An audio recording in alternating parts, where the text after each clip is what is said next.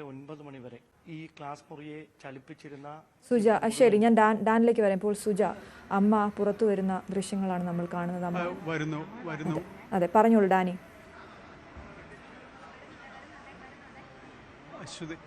അശ്വതി, സുജ പുറത്തേക്ക് വരുന്നു. നോക്കുക, നമ്മൾക്ക് അതെങ്ങനെ വിവരിച്ച് സങ്കടകരമായ സമയം പറയാൻ കഴിയുമെന്ന് അറിയത്തില്ല. ഇവിടെ കാത്തിരിക്കുന്നത് അത്രയും അവരുടെ ബന്ധുക്കളും ഒപ്പം തന്നെ കുട്ടിയും എല്ലാം തന്നെയുണ്ട്.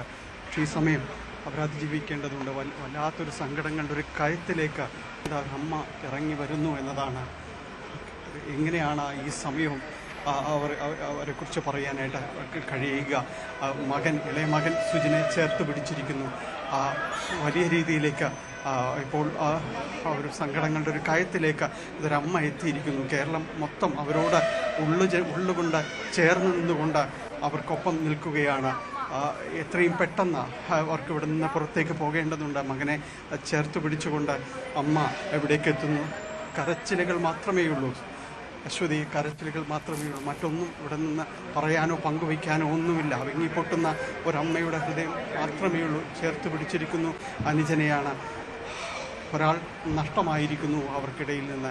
കാരണം അത്രത്തോളം സ്നേഹത്തോടെ, അത്രത്തോളം വികാര വായ്പോടുകൂടി ചേർത്ത് വളർത്തിയ മകൻ ഇടയ്ക്ക് നഷ്ടമായിരിക്കുന്നു. സത്യം അവർ ഉൾക്കൊള്ളുന്നു. വേദനയോടെ അതെല്ലാം തന്നെ അവർ തിരിച്ചറിയുന്നു.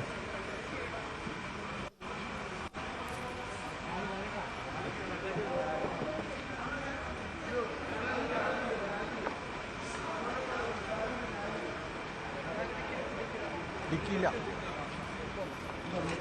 പോയി കഴിഞ്ഞപ്പോൾ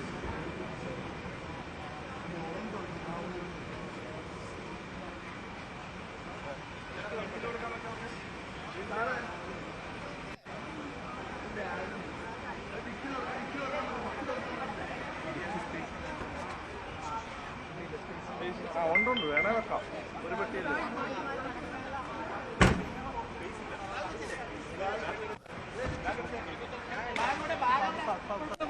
അവിടെ ഉണ്ടല്ലോ. ഓക്കെ.